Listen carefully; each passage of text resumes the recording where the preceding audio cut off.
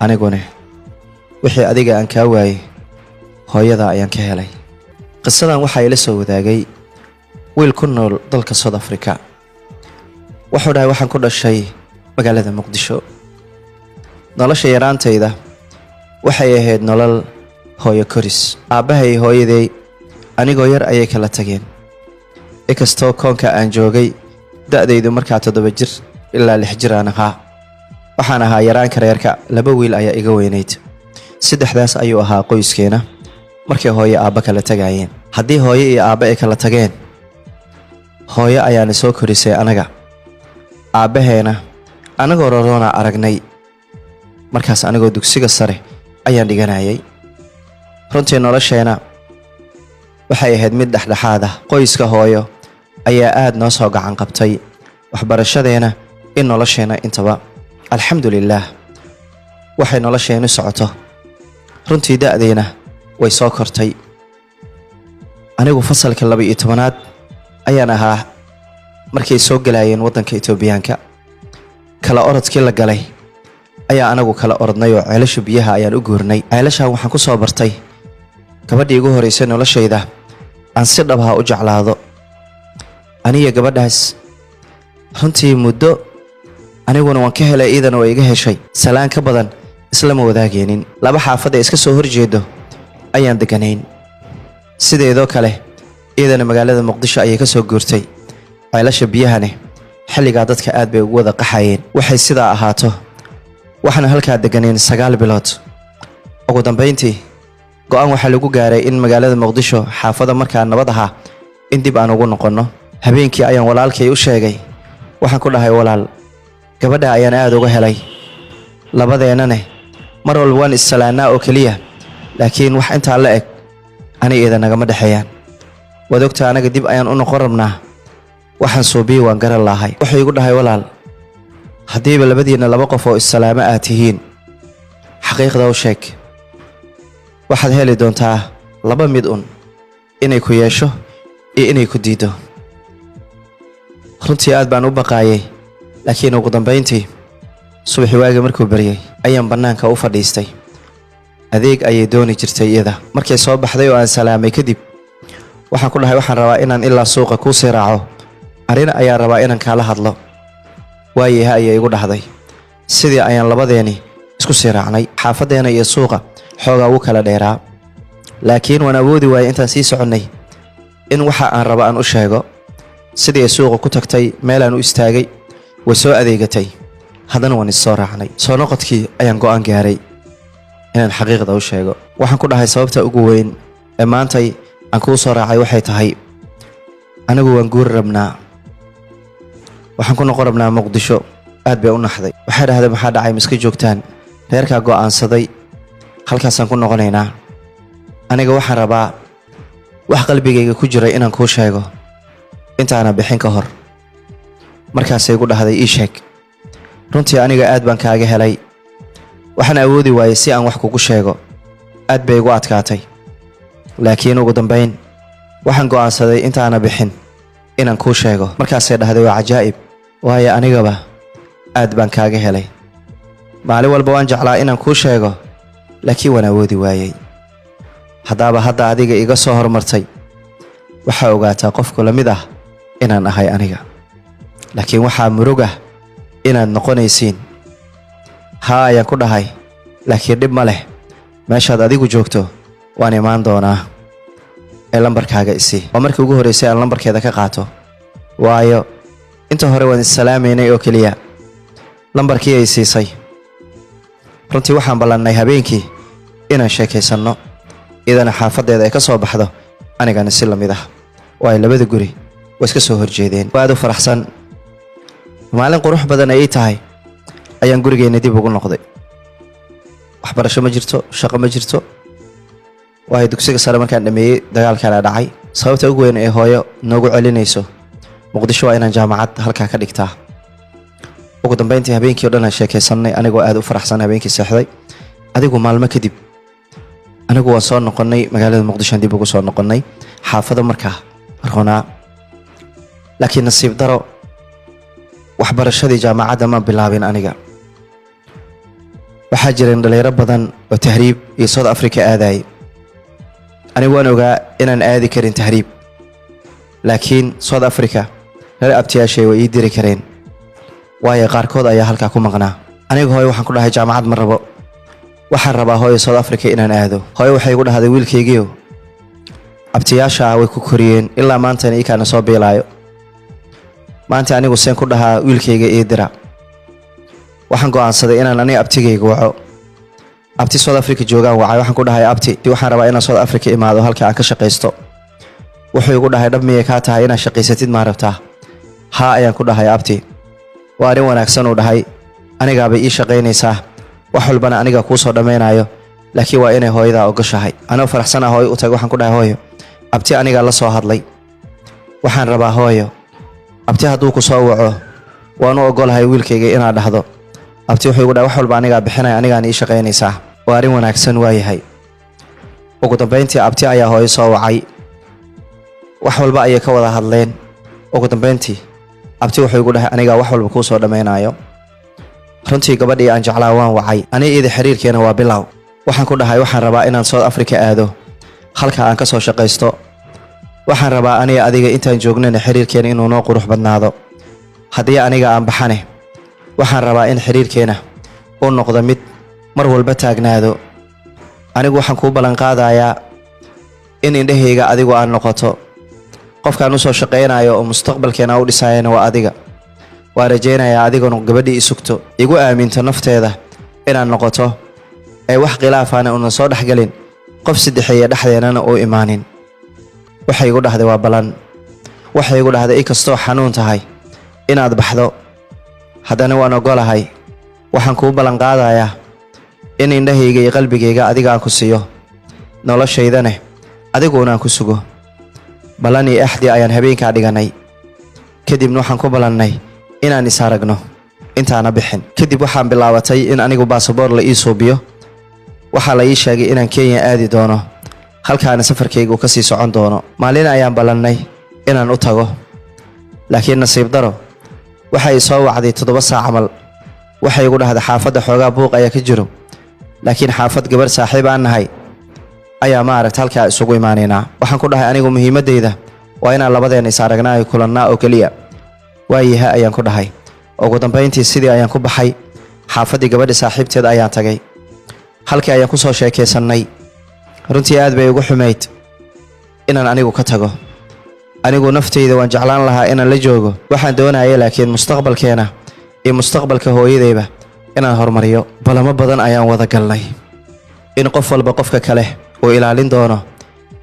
aniguna gabar aan ka fogaanayo iidana wiil ka fogaan doonto labadeennana aan noqon doonno sida inaan u dhaqanno nin xaaskiisa ka soo tagay iyo gabar ninkeeda uu maqan yahay sidaas ayaan ku soo wada balannay oo waan ka soo tagay safarkayga ayaa ii bilowday Kenya ayaan tagay halkaas ayuu safarkayga ka sii socday ugu dambeyntii waxaan tagay South Africa abti ayaan u tagay waxay igu dhahay isbuuc naso kadib waa shaqo galaysaa runtii waqti walba ida ayaan la hadlaayay waxa iga go'naa aniga in jacaylkayga aan mar walba ilaalsado ugu dambeyntii isbuucii ayaa dhamaaday shaqo ayaan halkii ka bilaabay shaqadii markaan bilaabay runtii waqtigayga inta ugu badan ida ayaan la sheekeysan jiray waxay sida ahaato adigu markaan 24 maalin aan shaqeynayo ayay waxay igu dhahday waxaan ka codsanayaa anigu waxa ka rabaa bishii haba yaraadaan ina wax siiso waayaha ayaan ku dhahay noloshaydii waxaan go'aansaday bil walba inaan $50 siiyo markay bisha dhamaato hooyayaan u diraayo idan waan u diri jiray waxaan ahaa qof aad ugu faraxsan mar walbana ilaaliyo waxa xaqiiq ah inaan gabar kale la shukaansanin xataa aanan damcin rajadeeda iyo hamigeyga wuxuu ahaa inaan 2 sano halkan ka shaqeeyo ugu dambeyntiina aan u noqdo si aan u soo guursado alxamdulillaah waxay noloshayni socoto adigu sanadkii koowaad ayaa ii dhamaaday kadib waxay igu dhahday waxaan rabaa kontonkan inaa 50 igu darto waayo culaysyo badan ayaa xataa dhanka familka ka jiro waayaha ayaan ku dhahay adigu maalin maalmaha ka mid ah ayaan lambarkeeda wacay waxa iga qabtay hooyadeed. waxaan ku dhahay assalaamu calaykum. wacalaykum salaam. yaa waaye? yaa rabtay igu tiri. waxaan ku dhahay heblaayo ayaa rabay. waxay igu dhahday heblaayo way xanuunsan tahay oo isbitaal ayay taalaa. waxaan ku dhahay xalay ayaan wada hadalnay. xalay waqti dambe ayaa lagu soo booday, isbitaalna waa geeyo, isbitaal ayay ku jirtaa. adigu yaa waaye ayaan ku dhahay. waa hooyadeed ayay igu dhahday. waxaan ku dhahay hooyo allah caafiyo, insha allah waa isoo wacaynaa. telefoonkeedii markii labaad aan wacay waxaa iga qabatay gabadhaas waxay igu tiri saaxiibteed ayaa ahay, isbitaalka ayaa kula jiraa. gabadhii ayaan xaaladeedii ka wareysanayay. kadib adiga maalintii kale xaaladeeda xoogaa wuu soo roonaaday. gabadhii waxay igu dhahday ciidan kugu dhiibaa xoogaa, hadda way hadli kartaa, ila hadal. waxaan ku dhahay sidee tahay? hadda waa roonahay igu tiri. waxaan ku dhahay maxaa kugu dhacay? waxay tiri saa u joogay ayaan wareeray. isbitaalka markii la keenay dhiiggeeda hoos ayuu u hooseeya ayaa layidhi. dhib ma laha ku dhahay, wax walba way dhammaanayaan. markaasay dhahda hooyo culays badan ayaa soo koray, lacag badanna isbitaalka wuu naga rabaa. buug ayaa hadda isbitaalka ka furan, bal waxaan rabaa inaad soo karib istaagto hooyo. waxaan ku dhahay waa qasab taas, lambarkaaga soo kuma soo diraya. mayay tiri waxaan ku siinayaa lambarka hooyo, waayo aniga xabaalad ma aadi kari. magaca hooyo iyo lambarkeeda ku soo qor si hooyo xabaaladda ay u aado. waayaha ayaan ku dhahay. kadib lambarkii hooyadeed iyo magacii wixii dhan ay isiisay waan u soo diray wixii markaa aan u awooday. anigu lambarkii maamada waa iska seefgaraystay, laakiin ma wici jirin aniga. waxay noloshii socoto 2 sano ayaa ii dhammaatay. xoogaa lacagna waan haystaa. waxaan aaminsanahay inaan isku filanahay, aroos u dhigan karo, mustaqbalkeeda iyo nolosheedane aan qurxin karo. maalin maalmaha ka mid aan soo wacay. waxaa ku dhahay noloshaydii anigu 2 sana hadda halkaan joogaa. maanta waxaan ahay qof isku filan. shalay markaan ku jeclaanayay cunug guri hooyadii jooga ahaa, laakiin maantay alxamdulilaah hooyaday iyo anigaa biilo, adiguna maanta waa kugu filanahay.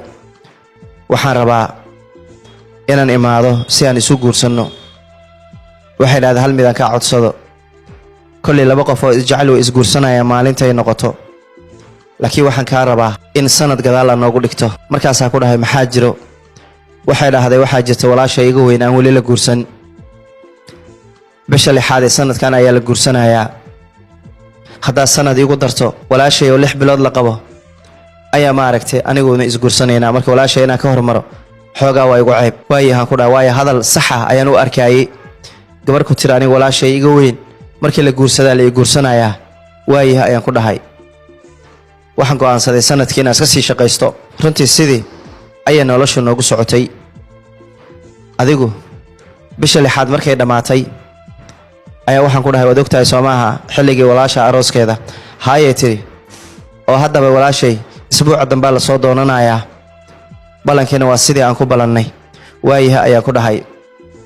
gabadhii maalmahaas aad bay u mashquulsanayd, waayo waxay ii sheegaysay in walaasheed ka weyn la aroosaayo, arooskiina iida ay qabanqaabinayso, wax walba iida ee waddo. aad buu u yaraaday telefoonkeena, waayo arooska walaasheeda ayay aad ugu mashquulsanayd siday ii sheegtay. ugu dambayntii habeenay soo wacday. waxay igu dhahday waa ogahay maalmahan inaan si fiican isku helayn, sidaan u sheekaysan jirna aan u sheekaysanaynin.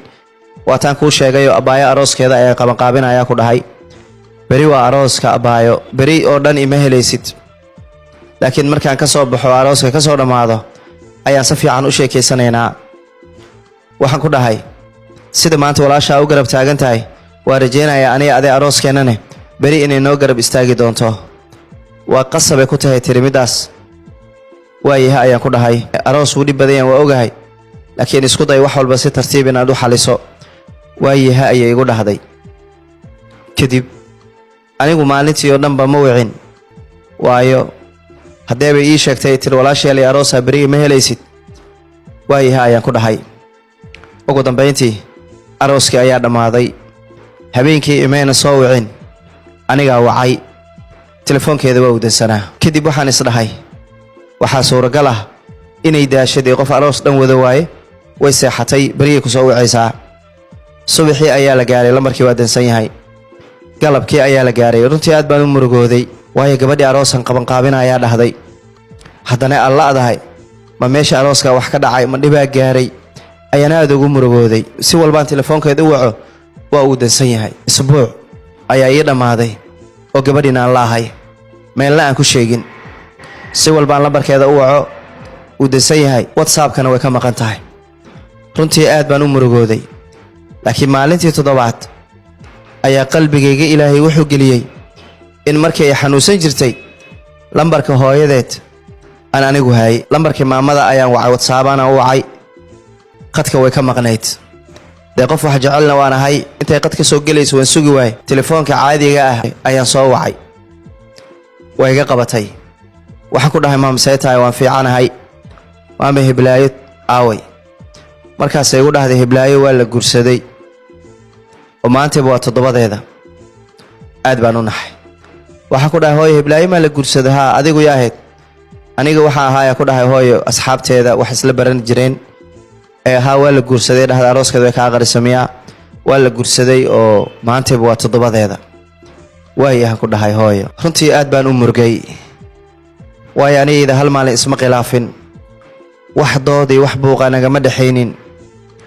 laba qof oo isjeclaaday ballan iyo axdi meel wada dhigtana waan ahayn waxaan rabay inaan imaado iyada waxay igu tiri sanad igu dar sabab markaan ku dhahayna walaashii ayaa bishii lixaad la guursanayaa laakiin qofka la guursanayo walaasheed ma ahayn iyada ayay ahayd runtii aad baan u murugooday waxaan suubiye waan garan waayey qanna degdeg ayaa qabatay abtigay wuxuu leeyahay malaria ayaa haysa isbitaal lagu geenayaa laakiin waan ogahay waxa ay haayeen inuu malaria ahayn qandhada ii haysana ay tahay qandho naxdin iyo jacayl u keenay runtii hooyaday aad bay u murugtay inaan aad u xanuunsanahay ugu dambeyntii walaalkii ayaa soo wacay wuxuu igu dhahay walaal maxaa kugu dhacay walaal ma xasuusataa markaa ceelasha ka soo noqonaynay gabadhii aan ku dhahay waan jeclaaday u sheegay ay dhahaysay ugu dambeyntii walaalkii ayaa soo wacay wuxuu igu dhahay walaal maxaa kugu dhacay walaal ma xasuusataa markaa ceelasha ka soo noqonaynay gabadhii aan ku dhahay waan jeclaaday u sheegay ay dhahaysay gabadhii markii waan u sheegtay way aqbashay laba qof oo aad isugu soo dhawaada ayaan noqonay ballan iyo axdi ayaan soo dhiganay waan ka soo tagay runtii walaal 2 sano markaa meeshaan joogay ayaan go'aansaday inaan dib u soo noqdo oo aan guursado waxay igu tiri sanad igu dar markaan maxaa dhacay ku dhahayn waxay igu tiri walaashay ayaa bishii lixaad la guursanaya kadib ayaan guursanaya way walaashay way iga weyn tahay waayaha ayaan ku dhahay walaal aad baan u jeclaa gabadha daacadna waan u ahaa habeenay soo wacday waxay ku tiri bari waa arooskii abaayo maalmahan si fiican uma sheekeysanayna mashquulkaas ah bari oo dhan arooskan ku mashquuli doona habeenkii markaan ka imaadaan ku soo wacaa laakiin walaal 7 maalin waa waayay telefoonka hooyadeed markaan wacayne qadka way ka maqnay telefoon caadi ah ka wacay maamadu waxay igu dhahday waa la aroosay ma ogid miyaa toddobadeeda ayaan maanta u soconnaa ma dhici karto igu dhahay wallaahi walaal shalay waxay igu sheekaysay walaashay la guursanayaa laakiin iyada ayaa la guursaday 7 ayay ku jirtaa lambarkeedana waa dansay qadkana way ka maqanta markaas walaal wuxuu igu dhahay walaal soo lagama yaabo maamada iyo gabadheena isku dhaxsanaayeen oo maamada ilaa nin telefoonkeeda soo wacay aheede hadalka iska dhahday oo hadalka wax sax u ahayn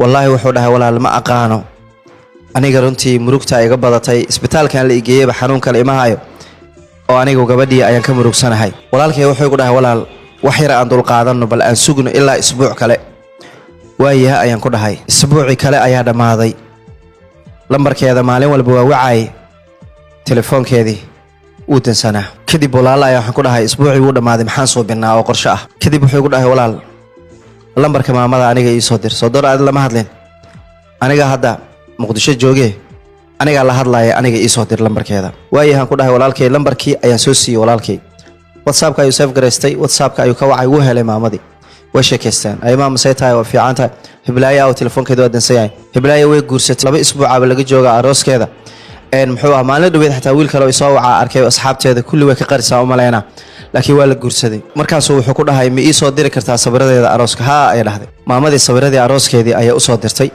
walaal ayaa ii soo diray wuxuu igu dhahay walaal arintan waa arin xaqiiq ah waa la guursaday sawiradii waa kuwana runtii sawiradan fiiriyay aad baan u murugooday wuxuu igu dhahay walaal tan sawir iimaan Allah naga siiyo mar wala qabeen noqotay wax walbaba walaal way dhamaadeen hadda adiguna waa inaa iska ilowdaa waa ku qasbanahan ku dhahay walaal taas inkastoo xanuun badan ay ahayd ugu dambeyntii maalmaha ka mid ah ayaan walaalkii sheekaysanaynay waxay ku dhahay walaal horta gabadha aabaheeda ma jooga miya markaas waxaan ku dhahay gabadha aabaheedii hooyadeed mar hore ayay kala tageen hooyadeed nin kale miyay guursatay maya nin kale ma guursanay ilmahay iska korsanaysay markaas uu dhahay dhageyso maamada qofka sabirka u saaran WhatsApp-ka Soomaha iyada ha garoobna Soomaha gabadhaas soo adiga kuma qiyaanin walaal way qiyaantay wali walaal biilka hooyo sidaa ugu soo diro ayaan iyadana bil walba ugu soo diri jiray.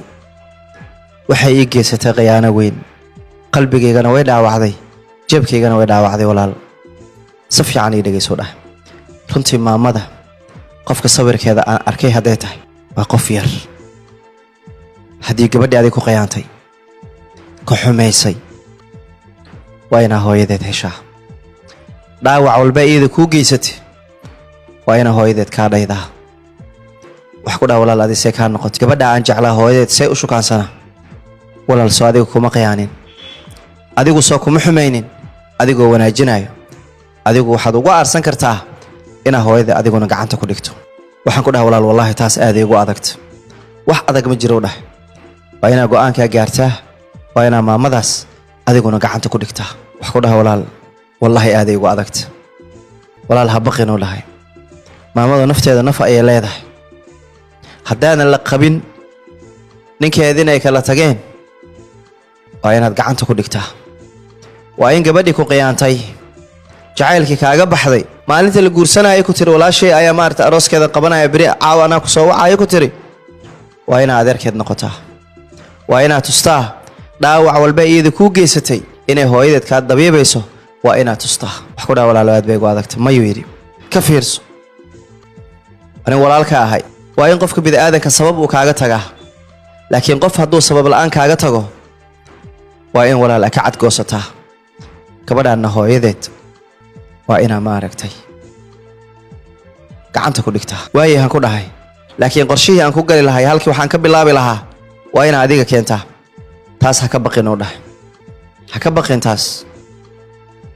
sidii ani iyo walaalkay ku ballannay in gabadhii aniga i khiyaantay hooyadeed anigu aan gacanta ku soo dhigo. aniga walaalkay waa tashannay, waxyaabo badanaa istusnay. ugu dambayntii lambarkaan bedeshtay, lambar kaleaan suubsaday. waa kan maraan ka wacay inay haysataan ka baqay. waan wacay. asalaamu calaykum. calaykum salaam. see tahay? ma fiican tahay? xaaladaada ka waran? hiblaayo see tahay? markaasay igu tiri war hiblaayo mehe adigu yaa waay. markaasaa waxaan ku dhahay runtii anigu gabaraan raadinayay oo in muddo ah aan la ahay.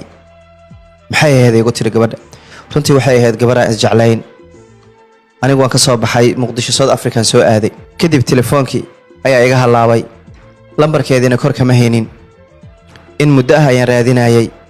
maalinba lambar ayaan wici jiray oo qof iga qaban jiray ma ihiyaa la dhihi jiray.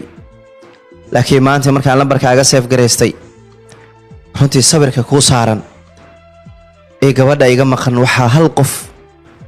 markaasay tiri sawirka ii saaran waa aniga adigana weligeena waxbana ma dhex marin. markaasaa ku dhahay bini'aadanka ilan way isku ekaadaan. adiyo gabadha iga maqan runtii sawirkiina nima kala ka saayo. muddo ayaan la ahay. runtii mar walba iyadaan ka fikiraa, iyadaan raadiyaa. laakiin maanta waxaan helay gabar u eg. waxaan rajaynayaa beddelkeedna inaa ii noqoto. markaasay dha adiga ma lagu qabaa ma dhehaysid? markaasaan ku dhahay haddaan ku weydiinaya iga raali noqo, adigu ma lagu qabaa? markaasay tiri anile ma qaba, laakiin hooyaan ahay gabdhahaygii ayaa la qabaa. waxaan ku dhahay runtii qofkaan sawirka kuu saaranso adiga maaha. ama gabdho dhal ama ha dhalin, anigu diyaar waxaan u ahay inaan xiriir kula suubiyo. waayo gabadhii aan aad ku jecel ayaa u eg tahay. qofka ii bedeli karana waa adiga. markaasay igu tiri waa waalan tahay, or iga tag. telefoonkana way igu damisay. waan ku celiyey, siday ii taabatay. waan ku celiyey. markaasay igu tiri dadaa ii yimid, caaway soo wac. adigu cishihii markii laga baxay ayaan wacay. waxaan ku dhahay runtii gabar aadaan u jeclaa ayaa iga maqan, beddelkeedii ayaan helay, haddana miiga tegaysaa? war waxay tiri aniga hooyaan ahay, gabadheeda curudda ah ayaa la qabaa. waxaan ku dhahay haddii ay sax tahay oo aad xataa carruur dhashay, adigoo yar ayaa guursatay. waa saxa igu dhahday anigoo yar ayaa guursaday. ilmahaan aabbahooda haddii aan kala tagnane anigu nin dambe ma guursanin. waxaan ku dhahay haddii aabba maantay madax bannaan tahay, anigu diyaar waxaan waaya inaa xiriir kula suubiyo. waa ku baryayaa fursad isii. maya igu dhahday. dhowr mar ayaan wacay, waqti ayaan geliyey. ugu dambayntii sida hore way ka soo dhowaatay. waxaa sida ahaato oo mar walba aan wici jiray.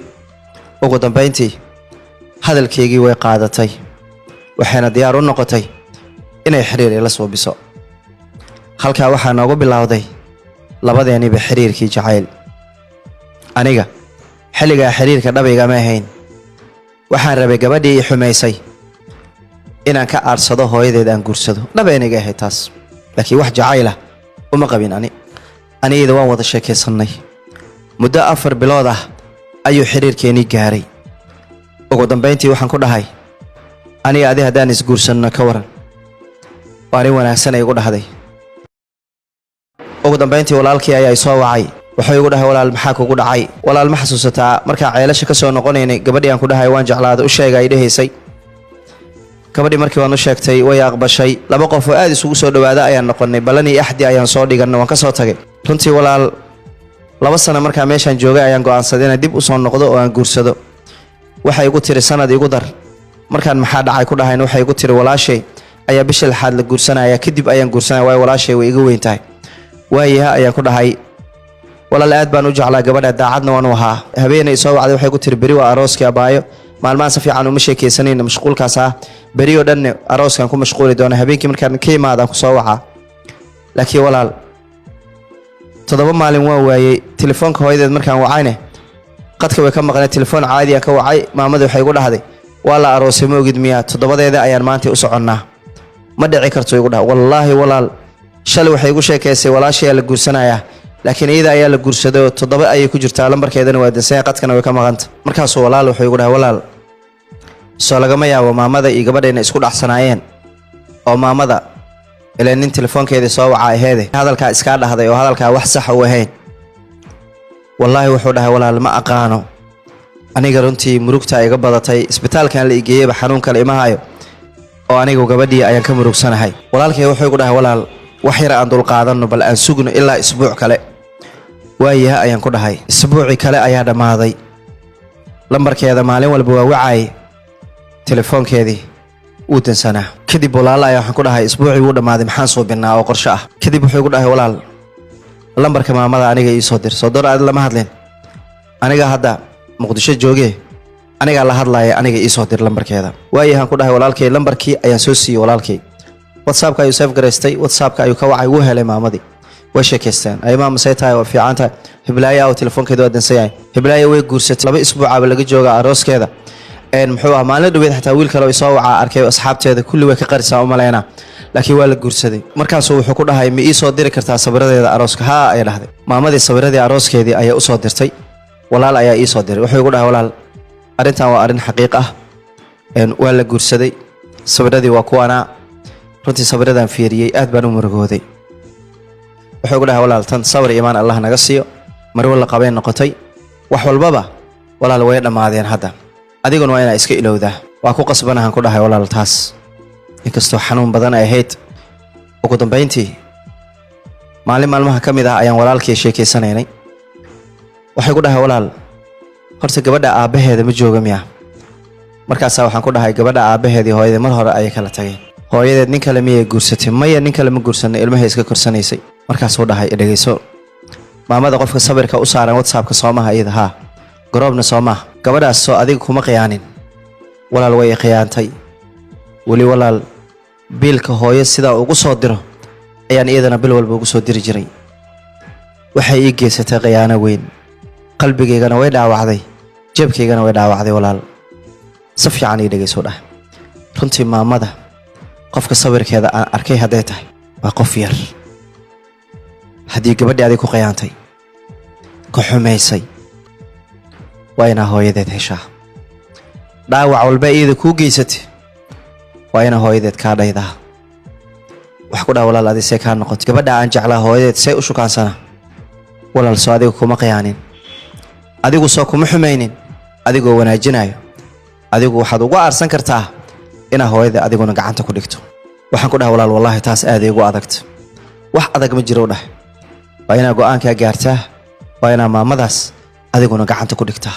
wax ku dhahay walaal wallahi aad iigu adagta walaal ha baqin u dhahay maamadu nafteeda naf ayay leedahay haddaanan la qabin ninkeedina ay kala tageen waa inaad gacanta ku dhigtaa waa in gabadhii ku qiyaantay jacaylkii kaaga baxday maalinta la guursanaayo ku tiri walaashay ayaa maarta arooskeeda qabanaya bari caawa anaa ku soo wacaayo ku tiri waa inaad adeerkeed noqotaa waa inaad tustaa dhaawac walba iyada kuu geysatay inay hooyadeed kaa dabiibayso waa inaad tustaa wax ku dhaa walaalo aad bay igu adagtay mayuu yidhi ka fiirso anigu walaalka ahay waa in qofka bini'aadanka sabab uu kaaga tagaa laakiin qof hadduu sabab la'aan kaaga tago waa in walaal ka cadgoosataa gabadhaanna hooyadeed waa inaa maaragtay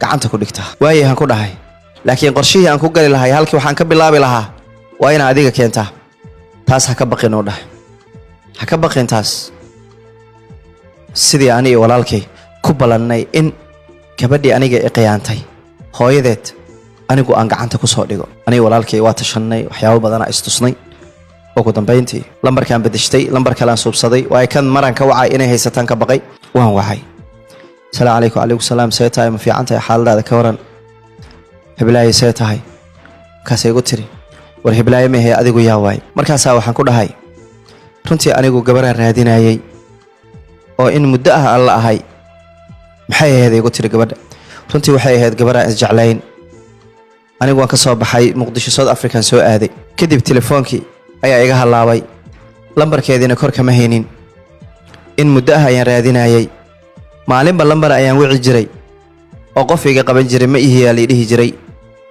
laakiin maanta markaan lambarkaaga save gareystay runtii sabirka kuu saaran ee gabadha iga maqan waxaa hal qof markaasay tiri sabirka ii saaran waa aniga adigana weligeena waxba nama dhex marin markaasaa ku dhahay bini'aadanka ilin way isku ekaadaan adiga gabadha iga maqan runtii sabirkiina nima kala ka saayo muddo ayaan la ahay runtii mar walba iyadaan ka fikiraa iyadaan raadiyaa laakiin maanta waxaan helay gabar u eg waxaan rajaynayaa beddelkeedna inaa ii noqoto markaasay dha adiga ma lagu qabaa ma dhehaysid markaasaan ku dhahay haddaan ku weydiinaya iga raali noqo adigu ma lagu qabaa markaasay tiri ani lama qaba laakiin hooyaan ahay gabdhahaygii ayaa la qabaa waxaan ku dhahay runtii qofkaan sabirka kuu saaranso adiga maaha ama gabdho dhal ama ha dhalin anigu diyaar waxaan u ahay inaan xiriir kula suubiyo waayo gabadhii aan aad ku jecel ayaa u eg tahay qofka ii bedeli karana waa adiga markaasay igu tiri waa waalan tahay or iga tag telefoonkan way igu damisay waan ku celiyey siday ii taabatay waan ku celiyey markaasay igu tiri dadaa ii yimid caaway soo wac adigu cishihii markii laga baxay ayaan wacay waxaan ku dhahay runtii gabar aadaan u jeclaa ayaa iga maqan beddelkeedii ayaan helay haddana miiga tegaysaa war waxay tiri aniga hooyaan ahay gabadheeda curudda ah ayaa la qabaa waxaan ku dhahay haddii ay sax tahay oo aad xataa carruur dhashay adigoo yar ayaa guursatay waa saxa igu dhahday anigoo yar ayaa guursaday ilmahan aabbahooda haddii aan kala tagnane aniguna in dambe ma guursanin waxaan ku dhahay haddii aabba maantay madax bannaan tahay anigu diyaar waxaan waaya inaan xiriir kula suubiyo waa ku baryayaa fursad isii maya igu dhahday dhowr mar ayaan wacay wakhti ayaan geliyey ugu dambayntii sida hore way ka soo dhowaatay waxaa sida ahaato oo mar walba aan wici jiray ugu dambayntii hadalkeygii way qaadatay waxayna diyaar u noqotay inay xiriir ila suubiso halkaa waxaa noogu bilowday labadeeniba xiriirkii jacayl aniga xilligaa xiriirka dhabayga ma ahayn waxaan rabay gabadhii ii xumaysay inaan ka aarsado hooyadeed aan guursado dhabayniga ahayd taas laakiin wax jacaylah uma qabin anigayda waan wada sheekaysannay muddo 4 bilood ah ayuu xiriirkeennii gaaray ugu dambayntii waxaan ku dhahay aniga adi haddaan isguursanno ka waran waa arrin wanaagsan ay igu dhahday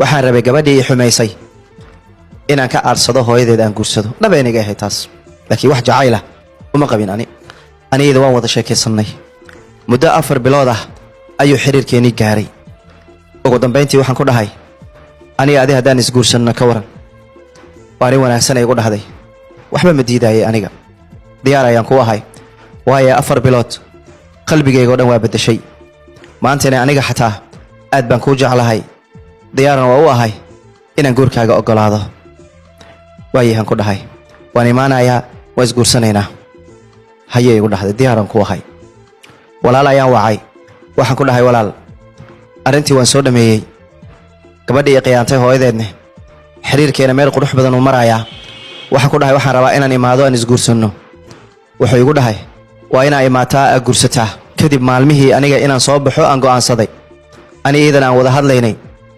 runtii hadallo qalbigayga taabanayo ayay dhahday waxay igu dhahday aniga runtii anigoo yar ayaa reerkayga nin igu dareen ninkaas wuxuu ahaa nin aad u xun aadna ii dhibaateeyey ugu dambayntii waan kala tagnay anigoo carruur u haayo carruurteedaan iska korsaday nin oo dhanna go'aan ayaan ka gaaray weligay wax ma jeclaanin ninkii laygu daray oo ilmahan ilaahay iga siiyane wuxuu ahaa nin aad u xun i garaaco i dhibaateeyo markii igu horraysay noloshayda oo qof aad jeclaada ayaa tahay runtii haddana waad imaanaysaa waxaan kaa codsanayaa anigu guurkayga wax shardi kuguma xiraayo laakiin waxaan rabaa in weligaa aad maaragtay xumaynin dhaawacyadii ilmahayga aabbahoodu ii soo mariyey inaada adiga i marinin waxaan ku dhahay waa ballan ma dhibaatoonaysid wax murugna ma arkaysid markaasee waxay igu dhahday ilaahay dartiisa ayaan kuu aaminay waxaan rajaynayaane sida walaashaad u ilaalin lahayd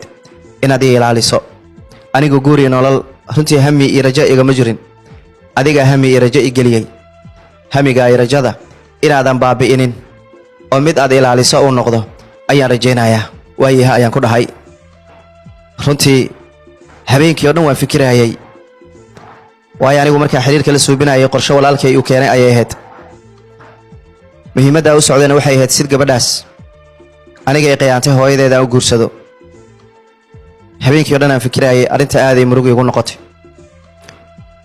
ugu dambayntii walaalkii ayaan wacay waxaan ku dhahay inuu sidaasay dhahday wuxuu igu dhahay hadal walba ma maqlaysid waa inaad guursataa ani adi waan ballannay waa in gabadhaasi adeer aad u noqotaa way iga go'an tahay middaas waayaha ayaan ku dhahay ugu dambayntii waan is soo qabanqaabiyey waxaan imid Soomaaliya kadib waxaan ku dhahay aan is aragna marka hore maalin ayaa meel isugu imaanay waan sheekaysannay runtii waa sax inay hooyo tahay laakiin waa dareemaysaa iyadoo da'yar inay ilmaha dhashay qof aad isku ilaaliyana waa ahayd aad isku daryeelay waxaan ku dhahay waxaan rabaa labadeena inaan isguursanno hal mid waan kaa codsanaya haddaa iga oggolaato anigu waxaan rabaa arooskeena mid labadeena nagu kooban inuu noqdo waxay dhahday anigu aadaan ku jeclahay maantina hooyo ilma haysataan ahay runtii waxa ay dhahdo diyaaran kuula ahay anigu horaan kugu sheegay ilaahay dartiisa ayaan kuu aaminay mar walbana waxaan ku dhahaa sida walaashaa ii ilaali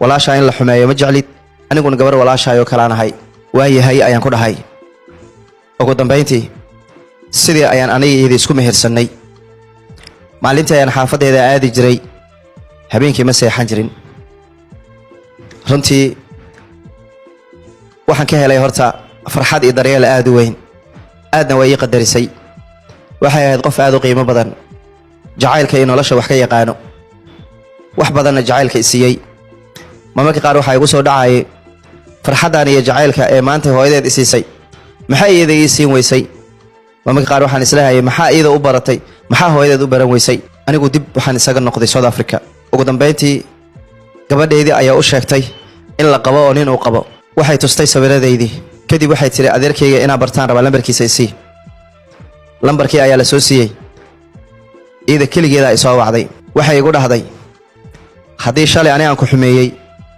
ee shalay ani aan ku qiyaanay adigu ma hooyadii ay igu qiyaanaysaa oo hooyadii miyaa iga aarsanaysaa waxaan ku dhahay bun haddii la waayo beddelkiisa ayaa la helaa dhaawac walba adi ii geysatay hooyada ayaa iga daaweysay murug walba adigaad igu beertayne hooyada ayaa farxad igu beddeshay igana xishow maanta waxaan ahay adeerkaa hooyadaa ayaan qabaa gabadhii telefoonka way igu damisay coday ii soo duubtay waxay igu dhahday kolley waan ogahay aniga inaan ku xumeeyey aadna kuu qiyaanay maantay waxaasoo dhan waxaan baabi'iyey in maanta adiga aad tahay adeerkay oo hooyaday aa qabtid hal mid waa kaa codsanayaa haddii aarsigaa uu ahaa inaad tan suubiso waan ka naxay laakiin hooyaday waa ku bari ahaa xumaynin hooyaday nolol adag ayay soo aragtay aabbahay ayaa aad u dhibaateeyey waxaan kaa codsanayaa dhib ani aan kuu geystay inaan hooyaday ku dhibaateenin dhib intaana igu filan shalay wiilkaan jacaylka ugu soo baxay ayaa maanta adeerkii ah hooyaday qabo oo hooyaday ay jeceshahay. marka waxaan kaa codsanayaa inaa hooyaday xumaynin arrintaanna hooyaday aysan gaarin ani adina iska sii jirin wax naga dhexeey inay hooyaday gaarin. waxaan ku dhahay anigu sababtaan hooyadaa u guursaday ma aqaanaa, sababta aan ma aragtay maanta adeerkaa u hayn waan ogahay. adigu waxba iima sheegaysid, aniga ayuu go'aan gacantayda ku jiraa. waxay ku dhahday waa ku baryayaa wax walba suubi, laakiin hooyaday ha dhibaateenin, hooyadeena arrintaa ha la wadaagin. runtii markaan gabadha erayadeeda arkay maanta xaaskayga sida ii qiimeynayso oo runtii ay ii daryeelayso ay ii jeceshahay iyo erayadeedoo ahaa aniga shalay waa laisoo xumeeyey, weligay wax ma jeclaanin adi ka hor, waayo aniga shalay reerkayga ayaa nin igu daray, ninkiina nin ii dilo i garaaca ayuu noqday, ugu dambeynna waa layga furay. wixii xilligaa ka dambeeyana anigu nolol dhan waan ka quusto, ilmahaygaa iska korsanayay. maanta qofka qalbigayga wax ku yeeshay adiga waaye, ilaahay dartiisan kuu aaminay, sida walaashaa ii ilaali. erayadaas waxay igu noqdeen erayo runtii aan aad jirkayga u xanuujiyo, waayo ani waxaan u guursaday inaan gabadhan ka aarsado darteeda. haddii aan walaalkay la tashto wuxuu leeyahay walaal waxaa iska dhaaf, waa inaa ka oysiisaa. muhiimaddeedu marka hore waxay inaa maamada in muddo ah qaba gabadha markay ogaato kadibna maamada iska furo. laakiin waxay noqotay qof aad u wanaagsan, aadna u qiimo badan, waa xaqiiq markii la sheego, oo waa laga aarsanaya gabadhii markii la dhaho xagga la iska dhigo. runtii waa qof jacayl i siiyey, farxad i siiyey, aadna ma aragtay ii daryeesha inta aan la joogo. subax walba xaaladayda, habeen walba xaaladayda i waraysto. waa qof runtii wax xujo aanan igu xirin, waa qof mar walba jacayl farxadayda. walaalkay haddii aan la tashan wuxuu leeyahay walaal maya, anaga waxaan rabnaa inay ogaato rafaado kadibna hooyadeeda u furno. laakiin aniga erayada ee igula hadashay iyo sida igula dhaqantay ayaa mar walba qalbigayga adeeg wuxuu ka dhigay inaan maaragtay gabadhayda darteeda u xumeeyo.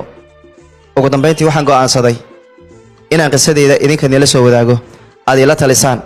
aniga gabadhii aan jeclaa ee farxadda iyo jacaylka aan siiyey, gabadhii aan noloshaydii oo dhan u hibeeyey, gabadhii aan wax walba u horaayey, ayaa ugu dambayn waxay igu dhahday walaashii ayaa la guursanayaa oo iida la guursanayay, telefoonkan iga dasatay. arrintaas darteeda ayaa anigu wax walba igu kalifay inaan u suubiyo oo hooyadeed aan u shukaansado, hooyadeed u guursado. laakiin markaa hooyadeedii anigeedii isguursannay oo nolosha aan wadaagnay, runtii qof aad iyo aad u wanaagsan ayay noqotay, aad ii jecel, aad ii ixtiraamta, ii qadarisa. mar walba erayadeeda waxaa ku jiro ilaahay dartiisaan kuu jeclahay, ilaahay dartiisa ii ilaali, ilaahay dartiisa ayaan kuu aaminay. erayadaas waxay igu noqdeen erayo aan ka boodi karin. muddooyinkii ugu dambeeyey aad baan ugu walwalayay arrintaas. waxaan go'aansaday inaad ila talisaan oo fikirkiina iyo taladiina aad ila wadaagtaan. runtii walaalkay wuxuu leeyahay ka aarso, anigana qalbigayga aad buu u lablabeynayaa. wanaaggeydii dhanuu iga yaalaa, dhibaatadii gabadheeda ii geysatan dhanuu iga yaalaa. waxaa maanta idinka raba inaad tala iyo fikir siisaan, waana rajaynayaa middaas. runtii waa qiso aad u xanuun badan,